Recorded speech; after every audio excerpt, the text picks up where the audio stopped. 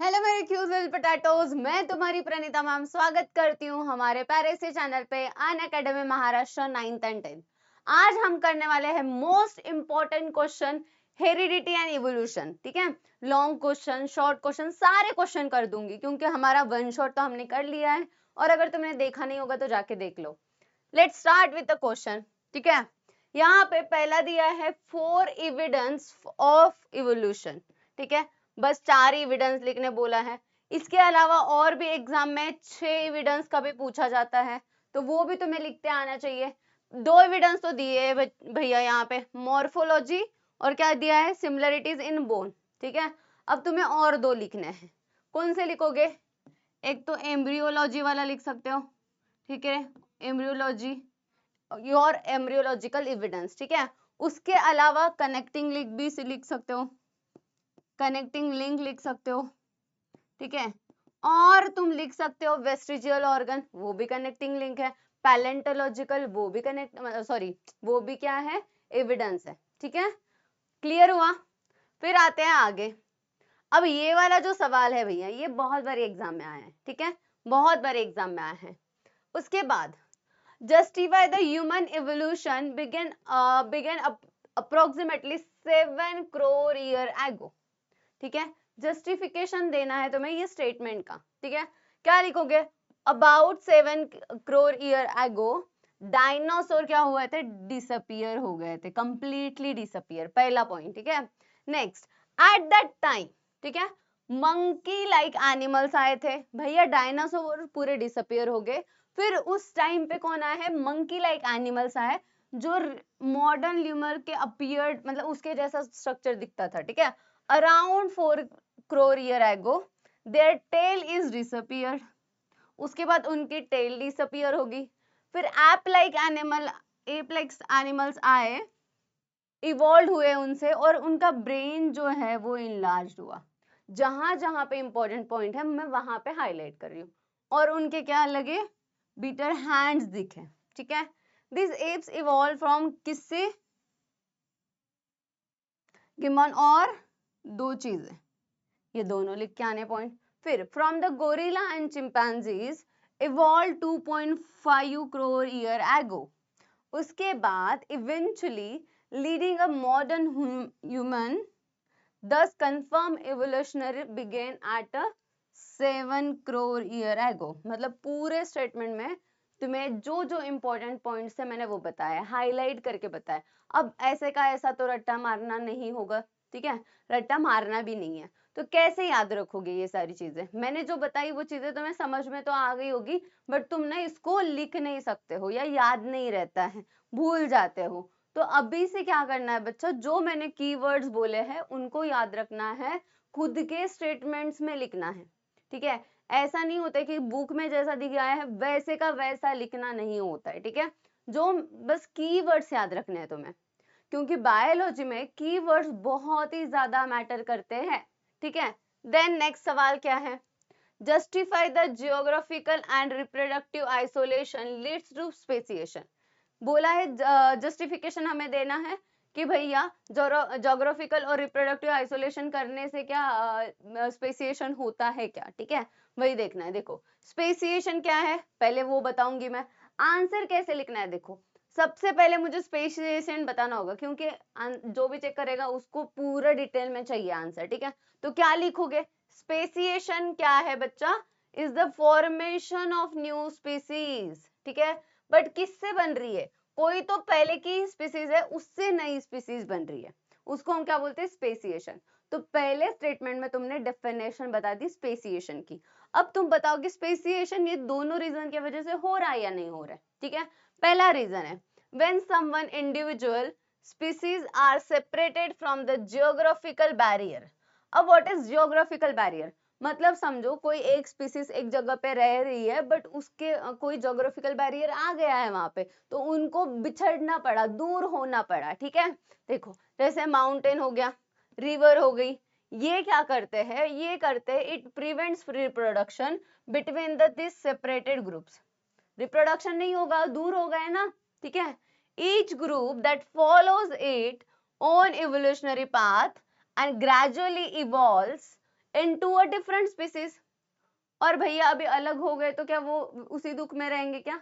नहीं, तो इससे ही आगे जाके क्या बनेगी, नई स्पीसीज बनेगी। ठीक है, this is confirm that example जैसे किसका बच्चा, रैबिट पॉपुलेशन का, on the either side of geographical barrier developing distinct species over the generation. ठीक है, जैसे अगर हम बात करेंगे रैबिट्स का, यहाँ पे दिया है ना एग्जांपल, रैबिट का जो एग्जांपल है, रैबिट में क्या हुआ है, ठीक है, रैबिट में बताती हूँ क्या हुआ है। ठीक है, ये रिवर है समझो, ठीक है, और यहाँ पे रैबिट और यहाँ पे, तो ये रिवर के वजह से तो ये दोनों अलग हो गए।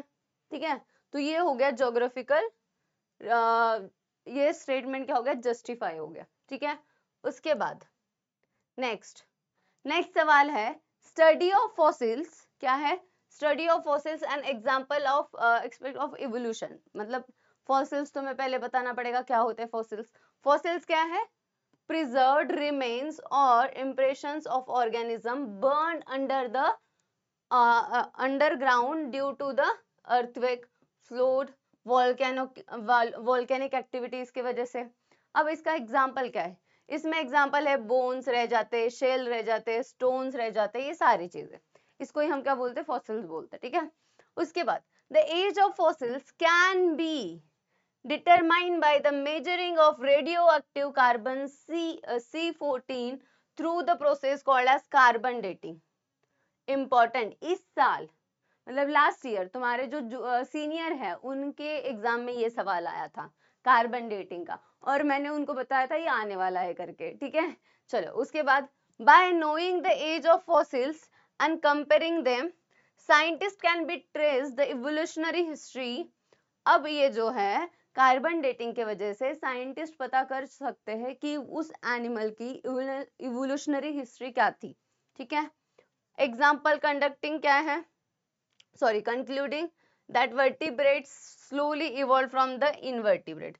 जैसे अगर एग्जांपल में याद रखना है, जो वर्टिब्रेट बने जैसे हम, ठीक है, ये इवॉल्व हुए किससे, इनवर्टिब्रेट से। मतलब क्या, उनमें चेंजेस हुए, मतलब समझो ये कोई इनवर्टिब्रेट है और ये दूसरा वर्टिब्रेट है, तो इसमें बहुत सारे चेंजेस हो के वर्टिब्रेट बना है। ठीक है, तो ये हो गया हमारा स्टडी ऑफ फॉसिल्स, ये जस्टिफिकेशन हो गया। फिर आते हैं आगे भैया, क्या है, सारे क्वेश्चंस लेने वाली हूं मैं, मतलब तुम्हें कोई भी दिक्कत नहीं रही, जैसे स्कूल में एक्सरसाइज सॉल्व करनी पड़ती है तो इसीलिए तुम्हें ये सारी चीजें मिल जाएगी। ठीक है, अब ये सारी चीजें मिलने के लिए तुम्हें कहाँ पे आना पड़ेगा, मैम ये पीडीएफ्स तो तुम्हें चाहिए रहेंगे, तो कहाँ पे मिलेंगे ये पीडीएफ्स, ये पीडीएफ्स तुम्हें मिलेंगे हमारे अनअकैडमी का टेलीग्राम चैनल है। अब टेलीग्राम चैनल कहाँ से मिलेगा, यहाँ पे डिस्क्रिप्शन में मैं लिंक दूंगी, या तो चैनल के डिस्क्रिप्शन में लिंक है, वहां पे जाके ज्वाइन करो, जैसे ही लेक्चर्स होते हैं वैसे वहां पे तुम्हें पीडीएफ्स मिल जाएंगे, नोट्स मिल जाएंगे। ठीक है बच्चा लोग, आगे आते हैं। अभी क्या बोला है, there is evidence of foetal science among the chordates. ठीक है, वॉन बायर करके स्टडीड एम्ब्रियो डेवलपमेंट के बारे में उन्होंने स्टडी की थी, डिफरेंट वर्टिब्रेट्स के बारे में। ठीक है, अब वर्टिब्रेट्स में इंक्लूड होते हैं फिश, फ्रॉग, टॉर्टोइज फिश, सारे चिंपैंजीज एंड मैन वगैरह। In early stage embryo development of above animal close are similarities with each other। ठीक है, उनका ये बोलना था कि ये सारे ही जो एनिमल्स है या ये सारे जो वर्टिब्रेट्स है, तो इनका जो एम्ब्रियो है, ठीक है, इनका जो एम्ब्रियो है वो स्टार्टिंग में सेम ग्रोथ होता है, मतलब सिमिलर दिखता है, बाद में जाके चेंज होता है। ठीक है, सिमिलैरिटीज दिखती है। ठीक है, it is difficult to separate them embryos were mixed. ठीक है, अगर इनका एम्ब्रियो सबका मिक्स है, ठीक है, सबका एम्ब्रियो अगर मिक्स्ड है, ठीक है, क्या है, मिक्स्ड है, तो उसको सेपरेट करना मुश्किल हो जाता था बच्चों। But the embryos differ final stage, starting में तो नहीं समझ में आता था, बट जैसे वो फाइनल स्टेज में जाता है तब हम उसको डिफरेंशिएट कर सकते हैं कि फिश का अलग है, टर्टल्स का अलग है, इस काइंड ऑफ में। ठीक है, उसके बाद the formation of specialised character, क्योंकि सबको अलग अलग खुद के कैरेक्टर्स रहते हैं। ठीक है, उसके बाद similarities in early embryonic development indicates that the above animals have a common ancestor। तो यही जो है सिमिलरिटीज जो है एम्ब्रियो में, वही हमें बताती है कि इनके कॉमन एंसेस्टर थे। ठीक है, तो ये भी जस्टिफिकेशन हो गया हमारा। नेक्स्ट उसके बाद क्या है, फिलिंग द ब्लैंक्स है। चलो जस्टिफाई वाले स्टेटमेंट खत्म हो गए। ठीक है, अब जस्टिफाई वाले क्वेश्चंस बहुत ज्यादा इंपॉर्टेंट होते हैं एग्जाम्स पॉइंट ऑफ व्यू से, ठीक है। फिर आते फिलिंग द ब्लैंक्स, या 1 मार्क तो यहाँ से आता ही आता है, गारंटी दे के आता है एग्जाम में, तुम्हारी बोर्ड एग्जाम में, तुम्हारी प्री बोर्ड्स में 1 मार्क का एमसीक्यू यहाँ से आएगा ही आएगा। देखो, the casualty behind a sudden change understand due to the, किसके वजह से होता है सडन चेंज, जहां पे भी दिखता है अभी से हाईलाइट करके रखो, क्या होता है बच्चा, म्यूटेशन। क्या होता है, म्यूटेशन। फिर the protein synthesis awkward through, किसके वजह से होता है, ट्रांसलोकेशन के वजह से, ठीक है। फिर जो डीएनए से एमआरएनए बनता है, इस प्रोसेस को क्या बोला जाता है, ट्रांसक्रिप्शन। मैंने पढ़ाया है, अगर तुम लोगों ने वो लेक्चर नहीं देखा जल्दी जाके देख लो, एक वन शॉट है, कुछ हाफ आवर का वन शॉट है, तुम्हें समझ आ जाएगा। अगर वहां पे भी नहीं समझता तो हमारी जो शुभारंभ वाली सीरीज है, वहां पे मेरा थर्सडे फ्राइडे सैटरडे लेक्चर होता है, तो आज भी मेरा लेक्चर है, तो आज आके देख लेना, ठीक है। फिर आते हैं आगे, इवोल्यूशन मतलब क्या होता है बच्चा, ग्रेजुअल डेवलपमेंट, ठीक है। वेस्टिजियल ऑर्गन कौन से होते हैं, appendix, present in the human body, proof of evolution, ठीक है। नेक्स्ट, फिर आते हैं शॉर्ट नोट्स पे, ठीक है। शॉर्ट नोट्स पे 3-4 पॉइंट इज इनफ। अब आते हैं शॉर्ट नोट्स, क्या है, लैमार्किज्म। क्या लैमार्किज्म क्या थे, कौन थे, साइंटिस्ट थे, फर्स्ट थ्योरी ऑफ इवोल्यूशन दिया है, प्रपोज्ड और इनके साथ में, ठीक है। स्टेट दैट, क्या क्या बोला है उन्होंने, change in environment cause change in organism, ठीक है। उसके कैरेक्टरिस्टिक्स, मतलब अगर एनवायरमेंट में चेंज होता है तो ऑर्गेनिज्म में भी चेंज होगा, ठीक है। नेक्स्ट पॉइंट क्या बोला है, organs that are used to more develop further unused organ degenerate, मतलब उनका ये बोलना था, सेकंड स्टेटमेंट ये है कि जो ऑर्गन बहुत ज्यादा यूज हो रहा है वही आगे जनरेशन में पर्सन होगा, ये बोलना था, और जो नहीं यूज हो रहा है वो डीजनरेट हो जाएगा, ऐसे बोलना था, ठीक है, सेकंड पॉइंट। थर्ड पॉइंट क्या है, acquired characters are passed through the next generation, जो भी एक्वायर्ड कैरेक्टर्स है वही आगे वाले जनरेशन में पास ऑन होंगे, ठीक है। अब एग्जाम्पल उन्होंने दिया था जिराफ वाला, इसकी डायग्राम भी तुम्हारे बुक में है, क्या है, जिराफ डेवलप करता है लॉन्ग नेक, बिकॉज क्योंकि वो अपनी मतलब लीव्स को खाने के लिए नेक को क्या कर रहा था, स्ट्रेच कर रहा था, ठीक है, from the tall trees. This acquired characteristics जो होगा वो इनहर्ट होगा नेक्स्ट जनरेशन में, ये उनका एग्जाम्पल था, ठीक है। इससे उन्होंने प्रूफ किया कि जो चीज मतलब जो ऑर्गन तुम यूज कर रहे हो वही आगे जाके आगे जनरेशन में पास ऑन होगा। Next, right a short note on Darwin theory, ठीक है, फॉर नेचुरल सिलेक्शन। यहाँ पे दो थ्योरीज बहुत ज्यादा इंपॉर्टेंट है, डार्विन की थ्योरी और नेचुरल सिलेक्शन वाली थ्योरी, ठीक है। फिर आते हैं डार्विन थ्योरी, क्या बोला डार्विन ने, ठीक है, all organisms have a great capacity to reproduce causing a population to the increase rapidly, ठीक है। डार्विन का ये बोलना था कि ये जो ऑर्गेनिजम्स है इनका जो इनमें ना एक क्वालिटी है दैट इज अ रिप्रोडक्शन की, इसके वजह से ये बहुत ही ज्यादा क्या हो रहे हैं, पास ऑन, मतलब आगे रैपिडली पॉपुलेशन इंक्रीज हो रही है। All organism compete with each other for किसके लिए, फूड के लिए और स्पेस के लिए, मतलब क्या, अगर पॉपुलेशन बहुत ज्यादा है तो उसमें कंपटीशन तो होगा, जैसे तुम्हारी एग्जाम्स में हो रहा है, वैसे ही यहाँ पे अगर बहुत ज्यादा पॉपुलेशन हो गया तो यहाँ पे क्या होगा, फूड के लिए, क्लोथ्स के लिए, मतलब फूड क्लोथ शेल्टर, उसके लिए क्या होगा, फाइटिंग होगी, ठीक है। थर्ड पॉइंट उनका ये बोलना था, organism that adapt the environment environmental conditions वो सरवाइव करेंगे, मतलब सर्वाइवल ऑफ फिटेस्ट, मतलब क्या, अगर एक आंधी तूफान आ रहा है और जो वहां पे कोई स्पीसीज है, ग्रुप है स्पीसीज का, ठीक है, और वहां पे इतने सारे ऑर्गेनिज्म है, उसमें से ऐसी कंडीशन में जो सबसे ज्यादा स्ट्रॉन्गेस्ट है वही सरवाइव कर पाएगा, तो उनका ये बोलना था सर्वाइवल ऑफ फिटेस्ट, ठीक है। Natural selection that fit organisms and unfit, जो नेचुरल सिलेक्शन क्या करता है, जो लोग फिट है उनको रखेगा और जो अनफिट है, जो सरवाइव नहीं करेंगे नेचर से, उनको क्या कर देगा, हटा देगा, ठीक है। चलो, selected organism produce and give rise to new species with specific characters, उनका ये भी बोलना था कुछ कुछ सिलेक्टेड ऑर्गेनिज्म है जो क्या करेंगे, रिप्रोड्यूस करेंगे और उनके कैरेक्टर्स देंगे आगे वाली स्पीसीज को, ठीक है। नेक्स्ट, उसके बाद right short note based on the information you have, ठीक है, यू नो टू क्या होगा, पहला तो एम्ब्रियोलॉजी, ठीक है, embryology is a study of क्या बच्चा, formation and development of embryo and foetus. All multicellular organism start with the life of one cell, एक सेल बनती है, ठीक है, हमने पढ़ा है single cell.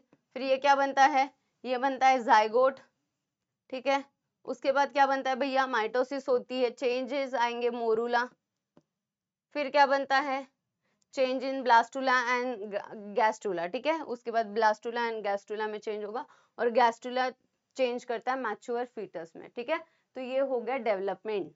Next, what are the connecting link and gives the example, ठीक है, मैं सिंपल लैंग्वेज में बताती हूँ क्या होती है कनेक्टिंग लिंक, ठीक है, जो बुक, पहले चीजें समझो, ये सारी चीजें तुम लिख सकते हो खुद से, पहले समझना जरूरी है, अगर तुम समझ, पूरी चीजें समझ में आ गई तुम्हें तो तुम लिख सकते हो, ठीक है। अगर मैं बात करती हूँ, कोई एक स्पीसीज है ये, ठीक है, और ये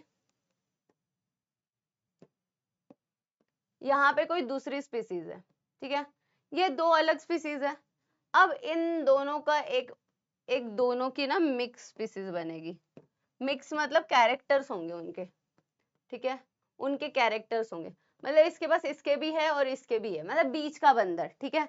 connecting links are the animals और plants that possess characteristics of क्या बच्चा, टू डिफरेंट ग्रुप्स, ठीक है, कनेक्टिंग लिंक मतलब क्या, दो डिफरेंट ग्रुप्स की कैरेक्टरिस्टिक्स है उसके पास, उसको हम बोलते हैं कनेक्टिंग लिंक, ठीक है, showing evolutionary bridge between them, ठीक है। फर्स्ट यहाँ पे एग्जांपल दिया है लंग फिश, उसके पास क्या है, फिन्स है, गिल्स है, स्केल्स है, फिश जैसे ब्रीथ करती है वो लंग्स, एम्फीबियन जैसे, तो ये कनेक्टिंग लिंक है फिश एंड एम्फीबियन की। This is the most important question in your board exam, ठीक है, ये क्वेश्चन आता ही आता है, ये या तो एमसीक्यूज में आ जाए, या तो ये 2 मार्कर के लिए आ जाए, या कैसे भी टाइप में ये क्वेश्चन आता है, ये कनेक्टिंग लिंक पे, ठीक है। उसके बाद डक बेल प्लेटिपस एग ले करता है रेप्टाइल जैसे, और उसके पास मेमोरी ग्लैंड है मैमल जैसी, तो डक बेल प्लेटिपस किसका कनेक्टिंग लिंक है, आरएम करके याद रख लो, रेप्टाइल्स और क्या बच्चा, मैमल्स, ठीक है, देखो मैमल्स जैसे हेयर भी है, तो it is a connecting link between mammals and reptiles. बस डेफिनेशन बता दो, उसके बाद दो एग्जांपल एक्सप्लेन कर दो, खत्म, इतनी ही चीजें लिखनी होती है, ठीक है। Next, heredity and explain the mechanism of hereditary changes. पहले तो हेरिडिटी क्या है बच्चा, ट्रांसफर ऑफ जेनेटिक कैरेक्टर्स और ट्रेड्स टू पेरेंट्स, टू किसके तरफ, ऑफस्प्रिंग की तरफ, ठीक है। अब ट्रांसफर ट्रेड्स कौन से, इनहेरिटेड ट्रेड्स जैसे आई कलर, ये ईयर लोब स्ट्रक्चर, ये सारी चीजें, ठीक है। अब कौन से मैकेनिज्म है, ठीक है, मैंने बहुत शॉर्ट में लिखा है, बस ये मैंने कीवर्ड्स दिए तुम्हें, ठीक है, इसको और ज्यादा इलेबोरेट कर सकते हो जैसे मैं बताऊंगी अभी, बट लिखते टाइम ये चीजें याद रखनी है, ठीक है, जब भी कीवर्ड्स लिख लोगे ना तो तुम्हें आंसर राइटिंग आ जाएगी, ठीक है। अभी से ट्राई करना है क्योंकि अभी ही मौका है, बोर्ड एग्जाम आने तक हमें बहुत अच्छे से कर लेना है, ठीक है। पहली चीज मेटिंग, मेटिंग क्या होता है भैया, एक मेल है एक फीमेल है, उन दोनों के बीच को जो प्रोसेस होती है मेटिंग में क्या होगा, फ्यूजन होगा, fusion of sperm and egg, ठीक है। उसके बाद अब ये जो चीज हो गई है, ठीक है, मेल और फीमेल में फ्यूजन हो गया, फर्टिलाइजेशन हो गया है, अब क्या होगा आगे, अब होगा ग्रोथ, ठीक है, क्या होगी बच्चा, ग्रोथ, रिपीटेटेड मायो क्या है, माइटोटिक डिवीजन ऑफ जाइगोट, उसके बाद क्या होगा, क्रोमोसोम जो है गैमेट कंटेन करते हैं 24 क्रोमोसोम्स, 24 क्यों दिया यहाँ पे, 23 पेयर्स ऑफ क्रोमोसोम्स होते हैं, ठीक है, ओके। उसके बाद located on the chromosomes and control specific traits gene और character factor during the meiosis which is 24 यहाँ पे भी दिया है 23 पेयर्स होती है बच्चा, ठीक है, chromosomes passes through next generation को, ठीक है। चलो नेक्स्ट, अब आते हैं आगे, define vestigial organ, vestigial organ उनका एग्जाम्पल देना है, what is vestigial organ, under develop होते हैं, फंक्शन लेस होते हैं, कुछ काम के नहीं होते हैं, हमारे लिए नहीं है बट कुछ ऑर्गेनिज्म ऐसे होंगे जिनके लिए काम के होंगे वेस्टिजियल ऑर्गन्स, ठीक है। फिर अगर हम बात करते हैं उनका organs in organism that were functional in ancestor, ठीक है। अब अगर हम बात करते हैं वेस्टिजियल ऑर्गन इन ह्यूमन, ठीक है, कौन है, अपेंडिक्स है ये ह्यूमन में, और ये फंक्शनल कहाँ पे, वो हमारे लिए काम का नहीं है बट काऊ बफेलोस के लिए काम का है। ईयर पिना मसल हमारे लिए नहीं है काम के बट मंकीज के लिए, क्योंकि मूव टू ईयर। उसके बाद टेल बोन हमारे लिए काम की नहीं है, ये हमारे लिए नहीं है बट इनके लिए जरूरी है, ऑल टेल एनिमल्स। तो जो वेस्टिजियल ऑर्गन्स मतलब डीजनरेटेड यूजलेस हमारे काम के नहीं है बट कुछ ऐसे ऑर्गेनिजम्स है जिनके लिए हेल्पफुल है, ठीक है, अभी भी फंक्शनिंग है।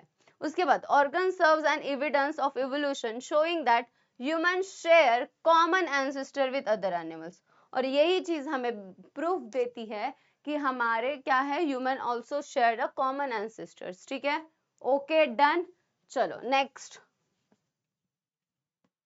फॉर्मेशन ऑफ कॉम्प्लेक्स प्रोटीन कैसे बनता है, पूरा प्रोसेस है हमारा भी, ठीक है, प्रोटीन कैसे बन रहा है, ये पूरे चैप्टर का मेन पॉइंट। प्रोसेस क्या होती है, सेंट्रल डोग्मा, क्या है सेंट्रल डोग्मा, डीएनए से एमआरएनए बना और एमआरएनए से प्रोटीन बना, इस प्रोसेस को भी बीच में आएगी, वो चीजें मैं बताऊंगी, ठीक है।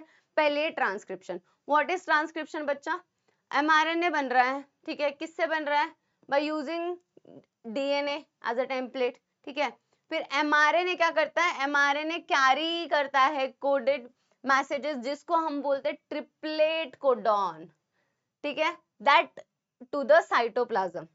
अब आता है ट्रांसलेशन, ट्रांसलेशन में क्या होगा, tRNA with anticodon bring specific amino acid matching to the mRNA codon, क्या करता है, टीआरएनए मैचिंग कोडॉन लाता है, किसके लिए, एमआरएनए कोडॉन्स के लिए।